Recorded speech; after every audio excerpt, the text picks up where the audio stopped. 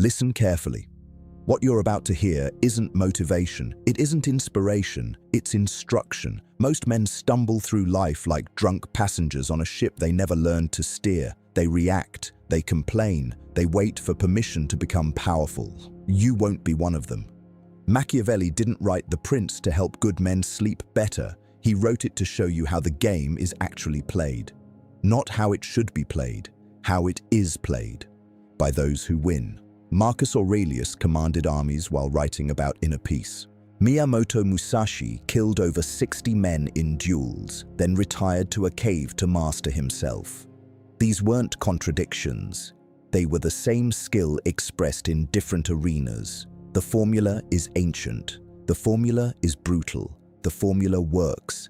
Think like a philosopher. Detach from emotional storms. See the world as it is, not as you wish it were. Move like a warrior. Execute without hesitation. Strike when the opening appears. Live like a monk. Master your appetites. Control what enters your mind. This isn't theory. This is the architecture of dominance. Drop "I am the architect" in the comments if you're ready to build yourself into something unstoppable. Number 2. The philosopher's cold eye. Let's start with the mind. Most people don't think. They recycle opinions. They absorb whatever narrative feels comfortable and call it truth. You will not be most people. A philosopher doesn't seek comfort. He seeks clarity. Machiavelli understood that emotion is the enemy of accurate assessment. When you're angry, you see threats everywhere. When you're afraid, you see danger in shadows. When you're hopeful, you see allies in snakes. None of these states reveal reality. They distort it. Your first weapon is detachment. Learn to observe your own emotions like a scientist observing bacteria under a microscope. Interesting, noted, irrelevant to the decision at hand. This is what separates kings from peasants. Peasants are ruled by how they feel. Kings are ruled by what they know. Study human nature like it's your holy text. People are predictable. They want safety. They want status. They want to feel important without earning importance. They will betray their own values to avoid discomfort. They will lie to themselves before they lie to you. Once you see these patterns, you see the code, you see the strings, and you learn to pull them. But here's the edge most miss. The philosopher doesn't just study others. He studies himself with even more ruthlessness. What are your weaknesses? What blinds you? What do you want so badly that someone could use it against you? Identify it, acknowledge it, eliminate it, or armor it. Machiavelli wrote that it is better to be feared than loved if you cannot be both. But before anyone fears you, you must stop fearing yourself, your doubts, your inadequacies, your past failures. A philosopher transforms pain into data, failure into lesson, betrayal into education. Nothing is wasted when you refuse to be a victim of your own story. Comment, "I see the code" if you're done being blind to the game. Number 3, the warrior's ruthless execution. Now we move from thought to action, because philosophy without execution is just intellectual masturbation. It makes you feel smart while you remain powerless. The warrior doesn't debate. He decides. He moves. Most men are paralyzed by overanalysis. They see the opportunity. They recognize the moment. Then they hesitate. They second guess. They wait for perfect conditions that will never arrive. And while they wait, someone else takes what could have been theirs. Machiavelli was clear. Fortune favors the bold, but only the bold who strike with precision. There's a difference between courage and stupidity. The warrior studies the battlefield before he enters it. He knows the terrain. He knows his enemy's strengths and weaknesses. He knows his own limitations. Then he acts with absolute conviction. No half measures, no apologies, no retreat unless retreat is strategy. When you move like a warrior, you understand timing. There are moments to advance and moments to hold position. There are enemies worth destroying and enemies worth ignoring. There are battles that build your power and battles that drain it. The fool fights every fight. The warrior chooses his wars. And here's what separates the deadly from the dead. A warrior controls his aggression. He doesn't lash out from ego. He doesn't strike from anger. He strikes from cold calculation, because emotion makes you predictable. Emotion makes you sloppy. Emotion gets you killed. Miyamoto Musashi wrote that you must become acquainted with every art. The warrior isn't just a brute with a sword. He understands psychology. He understands politics. He understands when violence is the answer and when silence is sharper than any blade. Your reputation is a weapon. Your unpredictability is a weapon. Your willingness to do what others won't is a weapon. But the sharpest weapon you possess is this: you are not attached to outcomes. You execute the plan. You adapt when necessary. You accept results without emotional collapse. Win or lose, you extract the lesson and prepare for the next engagement. That is what makes you dangerous. Drop "I strike with precision" in the comments if you're ready to stop hesitating and start executing. Number 4. The monk's unbreakable discipline. Now we arrive at the foundation that holds everything together. Discipline. Without it, philosophy is daydreaming. Without it, action is chaos. The monk understands something the world has forgotten. True power isn't found in what you can take. It's found in what you can refuse. Most men are slaves. Slaves to their appetites, slaves to their addictions, slaves to their need for validation, comfort, pleasure, distraction. They think they're free because they can choose between Netflix and video games, between porn and social media, between one form of self-destruction and another. That's not freedom. That's a gilded cage. The monk sees the trap. He sees that every indulgence weakens him. Every compromise with his standards erodes his foundation. Every moment spent chasing dopamine is a moment stolen from building something permanent. So he withdraws. Not from life, but from the shallow pleasures that keep most men sedated. He creates rules. He follows them without negotiation. He wakes at the same time. He trains his body. He trains his mind. He eliminates variables, because discipline isn't about punishment. It's about eliminating decision fatigue from areas that don't matter so you can dominate areas that do. Machiavelli advised that a prince must learn to be not good when necessary. The monk takes this further. He learns to be not comfortable, not entertained, not distracted. He becomes someone who can endure discomfort without flinching, who can sit in silence without reaching for his phone, who can be alone without feeling lonely. This is where your enemies break. They can't sustain effort, they can't delay gratification, they can't say no to themselves. You can, and that makes you inevitable. Marcus Aurelius ruled an empire while practicing voluntary discomfort, cold baths, simple food, sleeping on the floor. Not because he had to, but because comfort makes you soft, suffering makes you sharp. The monk also masters his internal dialogue. He doesn't indulge negative spirals. He doesn't rehearse past humiliations. He doesn't fantasize about futures that distract from present action. His mind is a temple, and he is the guardian at the gate. What enters? Only what serves his mission. Everything else is recognized, acknowledged, and dismissed. When you live like a monk, you become untouchable, not because nothing can hurt you, but because you've already chosen to endure harder things than your enemies can inflict. Comment, "I choose discomfort," if you're ready to become harder than your circumstances. Number 5. The Trinity in action. Here's where it gets dangerous. When you combine all three, you don't just become effective, you become unstoppable. Think like a philosopher, move like a warrior, live like a monk. This isn't a sequence, it's a simultaneous state of being. Let me show you what this looks like in the real world. You're in a negotiation. The other side is aggressive, trying to intimidate you into a bad deal. The average man either folds from fear or lashes out from ego. You do neither. The philosopher in you recognizes the tactic. You've seen this pattern before. Aggression is often a cover for weakness. They're trying to rush you because time pressure benefits them, not you. The warrior in you doesn't react emotionally. You hold frame. You speak calmly. You make it clear through your tone and body language that you are not impressed, not intimidated, not in a hurry. You're willing to walk away. And that willingness is felt, not stated. The monk in you remains detached from the outcome. You've already decided your walkaway point. You're not attached to winning this specific deal. You're attached to protecting your standards. So you have nothing to lose. And when you have nothing to lose, you hold all the power. They blink first, they always do. Or consider a betrayal. Someone you trusted has undermined you, spread lies, tried to destroy your reputation. The emotional man seeks immediate revenge. He wants to hurt them back, publicly, loudly. He wants justice. He wants everyone to know he was wronged. The philosopher sees this differently. Revenge is expensive. It consumes time, energy, and attention. It makes you predictable. It makes you look weak, like you're still affected. Instead, you study the betrayal.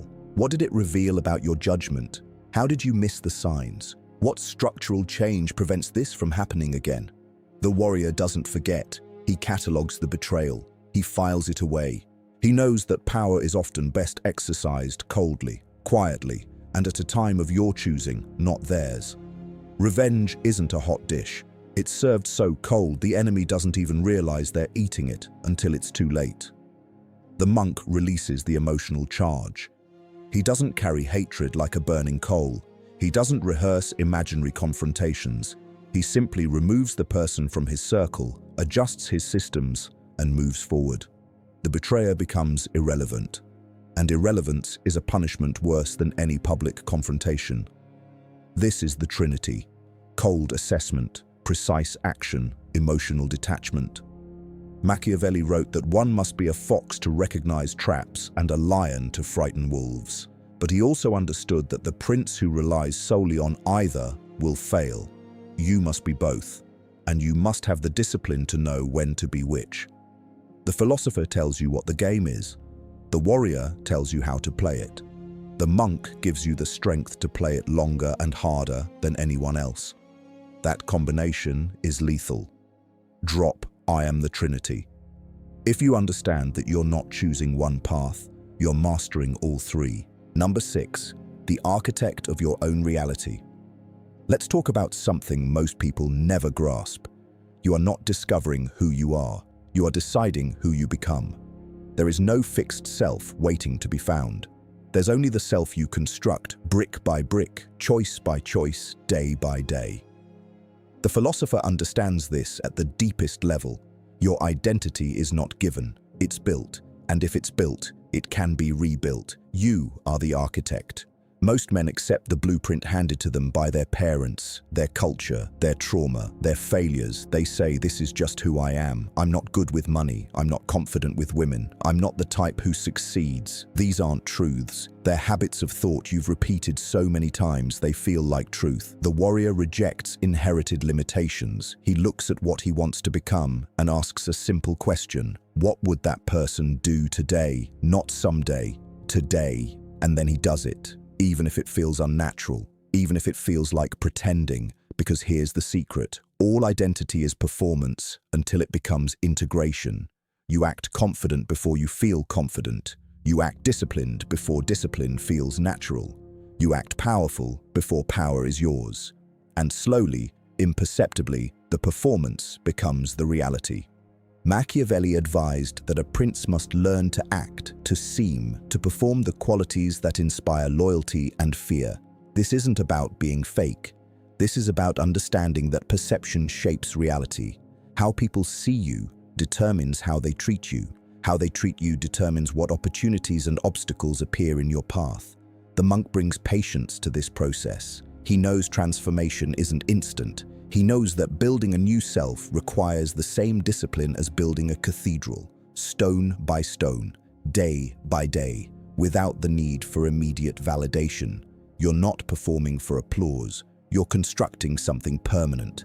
Here's where it gets practical. You want to be respected? Stop seeking approval. Approval-seeking behavior signals low status. It signals that you need something from others. Need is repulsive. Outcome independence is magnetic. You want to be feared in the healthy sense? Become someone with clear boundaries and the willingness to enforce them. Don't threaten, don't posture. Simply demonstrate through action that disrespect has consequences. Do it once, coldly, completely. Word spreads. You want to be trusted? Be consistent. Say what you'll do. Do what you say. Don't overpromise. Don't make exceptions for yourself that you wouldn't accept from others. Trust is built in inches and lost in miles. Protect it. You want to be powerful? Stop giving away your time, attention, and energy to things that don't build your position. Every yes to something trivial is a no to something important. Every hour spent on distraction is an hour stolen from your construction project. The average man is clay-shaped by circumstance. You are the sculptor and the stone. You decide what gets carved away. You decide what remains. Marcus Aurelius wrote that the impediment to action advances action. What stands in the way becomes the way. This is architect thinking. Every obstacle is material. Every failure is feedback. Every setback is information about which walls need reinforcement. Nothing is wasted when you're consciously building. And here's the most dangerous realization. Once you understand you are the architect, you stop blaming, you stop complaining, you stop waiting for someone to save you or validate you or give you permission. You simply build. And those who are still waiting for permission watch you rise and call it luck. Let them. Their misunderstanding of your process is part of your protection. Comment, "I build myself," if you're done being shaped by circumstance and ready to become the architect of your own power. Number 7. The art of strategic invisibility. Now, we enter territory most will never understand. True power often wears the mask of ordinariness. The most dangerous people in any room are rarely the loudest. They're the ones watching, calculating, waiting. Machiavelli knew this. He wrote that it is unnecessary for a prince to have all the good qualities, but it is very necessary to appear to have them. Read that again. Appearance and reality are two different games, and the master plays both. Strategic invisibility doesn't mean being weak, it means being underestimated, and being underestimated is one of the most powerful positions you can occupy. When people think you're harmless, they reveal themselves. When they think you're simple, they don't guard their words. When they think you're not a threat, they don't prepare their defenses. And that's when you learn everything.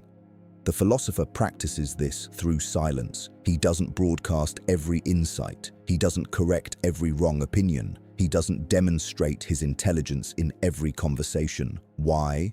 Because the need to be seen as smart is ego.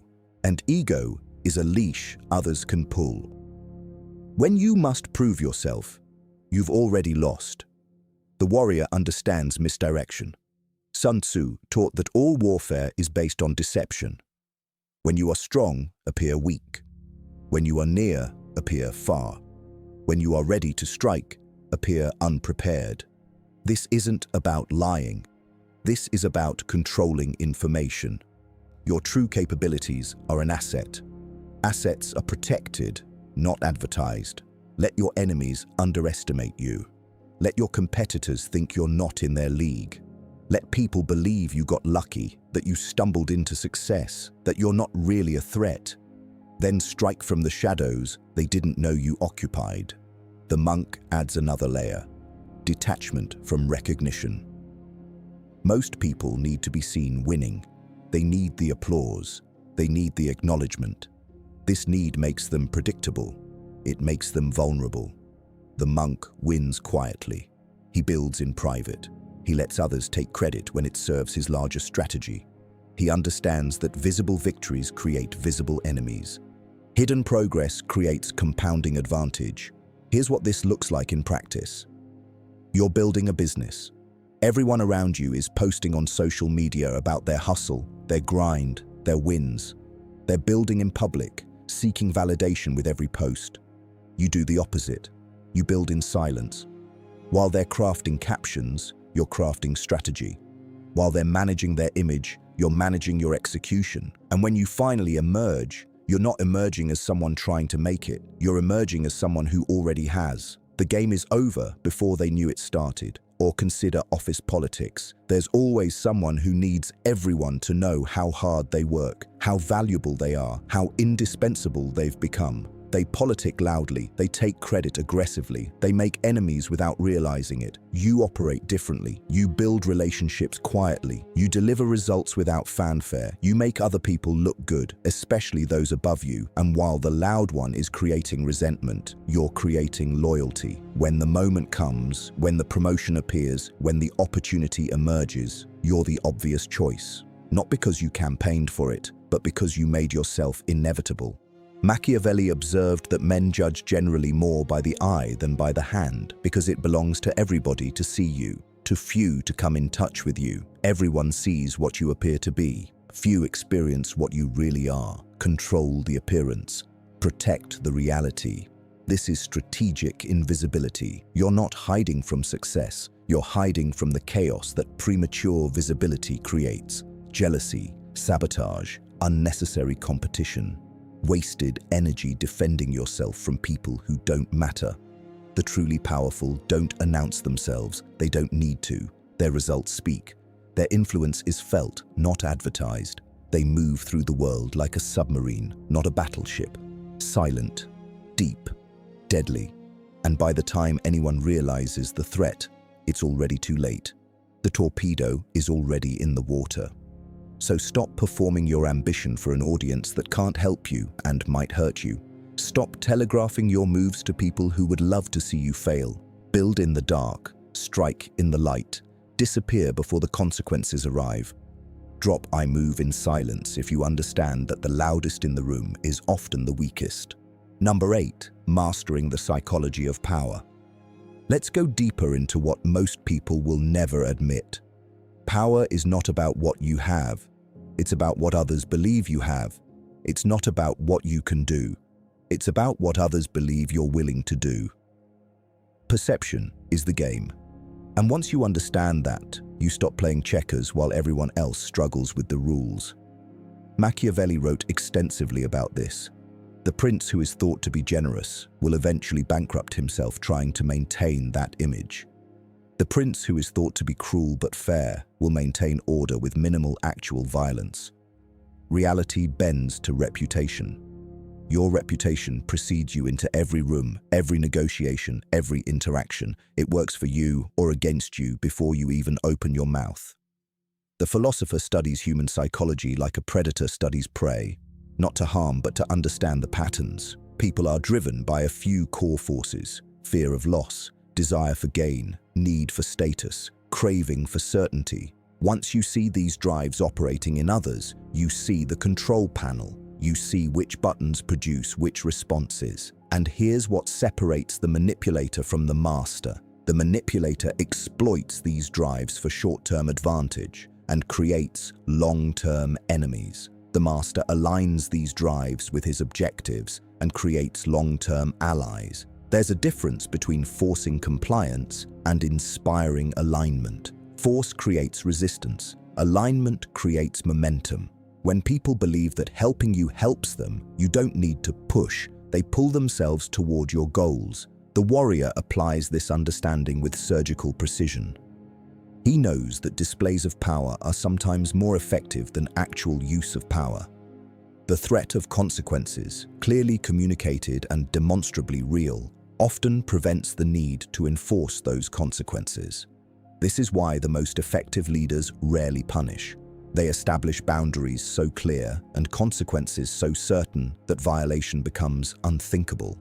But when violation occurs, the response is immediate, proportional, and public enough to reinforce the lesson for everyone watching. There's no anger in it, no personal vendetta, just cold enforcement of known rules. This creates predictability, and predictability creates a strange kind of trust. People know where they stand with you. They know what behavior earns reward and what behavior earns removal. That clarity is rare. That clarity is valuable. The monk contributes emotional neutrality to these interactions. When you need something from someone, that need shows in your energy. It shows in your voice.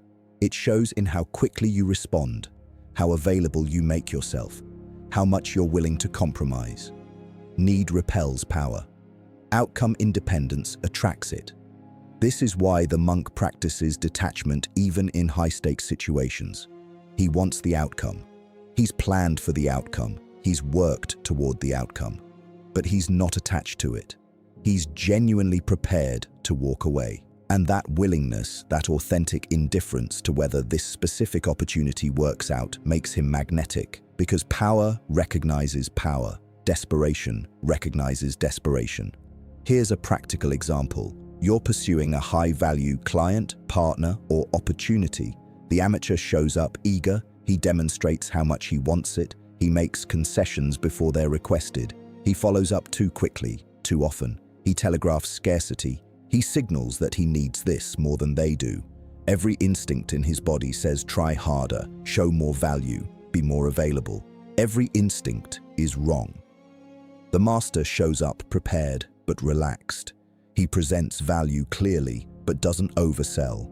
He listens more than he speaks because he's gathering intelligence about their actual needs, not their stated needs. He asks questions that subtly demonstrate his expertise. He's pleasant but not eager, professional but not desperate. And here's the key. He introduces scarcity naturally, not fake scarcity, real scarcity. His time genuinely is limited. His availability genuinely is constrained. He has other options, other opportunities, other paths forward.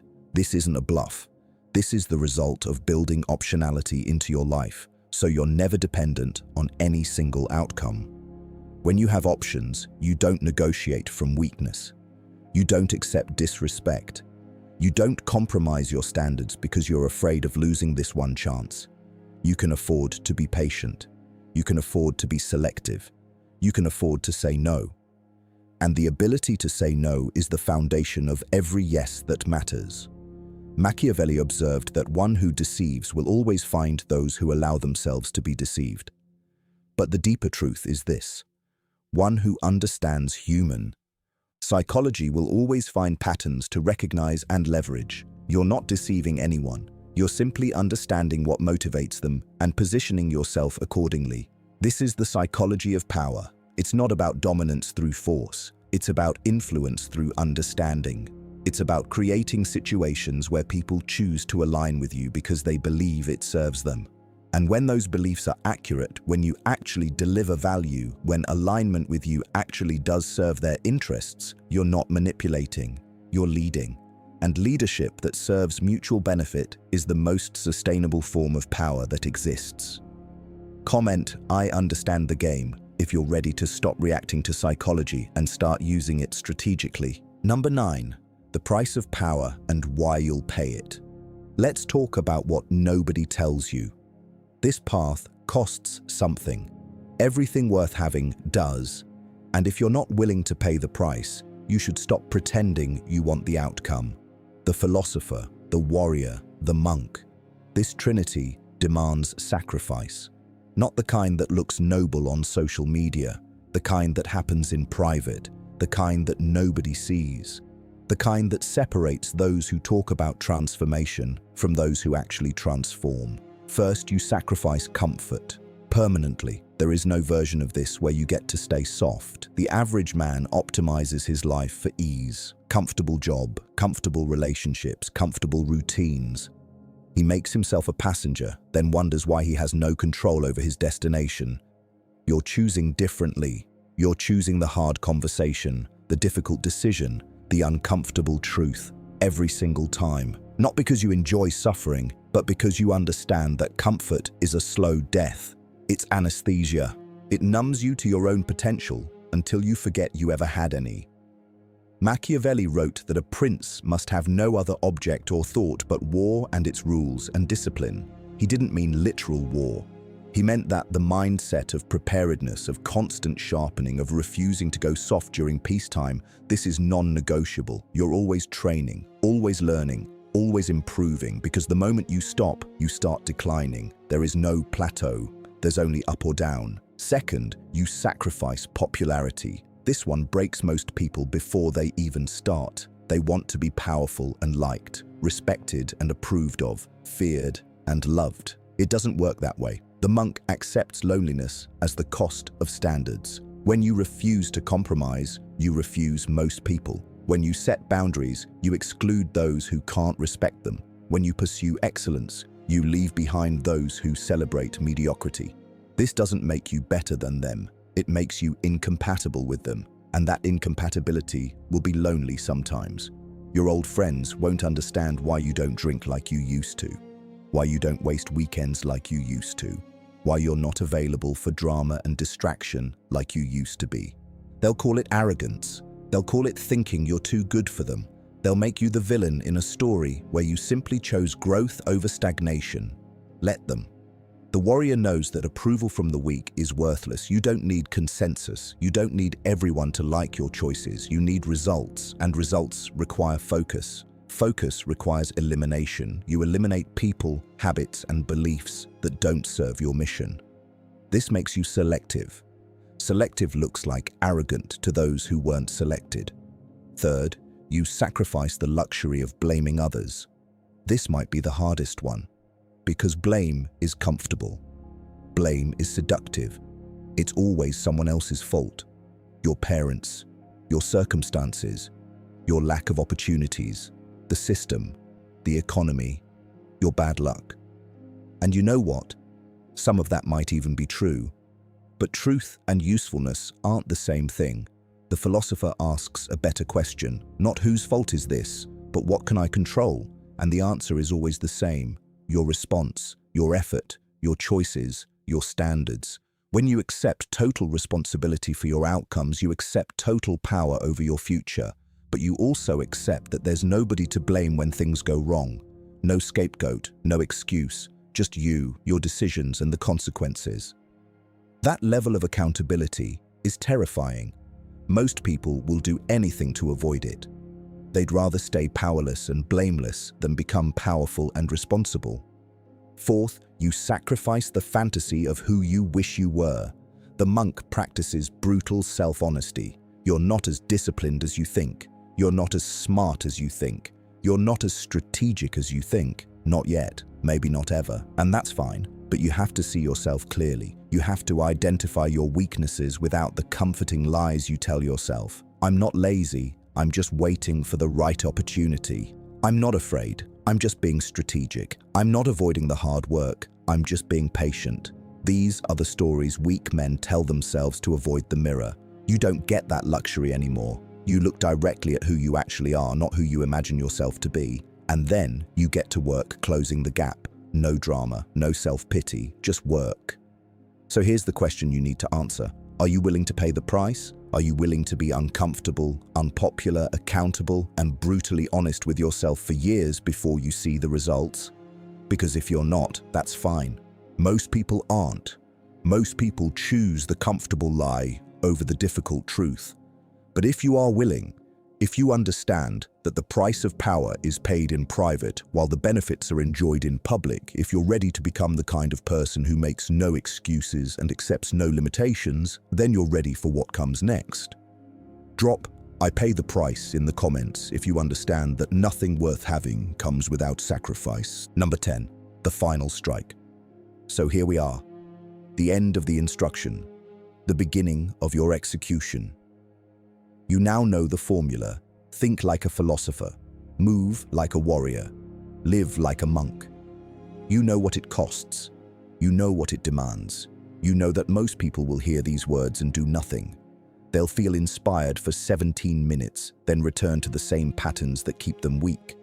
You won't be most people, because something in you recognized truth when you heard it. Something in you knows you were built for more than comfort and distraction. Something in you has been waiting for permission to become dangerous. This is that permission. Machiavelli didn't write for the masses, he wrote for princes, for those rare individuals willing to see the world as it is and play the game accordingly. You are that individual, or you're becoming that individual. Starting now. No more waiting for the perfect moment. No more preparing to prepare. No more talking about what you're going to do someday. The philosopher sees clearly. The warrior moves decisively. The monk endures completely. That's the formula. That's the path. That's how you become untouchable. So take what you've learned here and apply it. Today, not tomorrow. Today. Build yourself into something the world has no choice but to respect. If this resonated with you, if you felt the truth in these words, hit that like button. Subscribe to Machiavellian Mind because this is just the beginning. Turn on notifications so you never miss the next lesson. And remember, power isn't given, it's taken by those who understand how the game is actually played. Drop "I am untouchable" in the comments one final time. Let me see who's ready to stop being a passenger and become the architect of their own dominance. Now go, build your empire.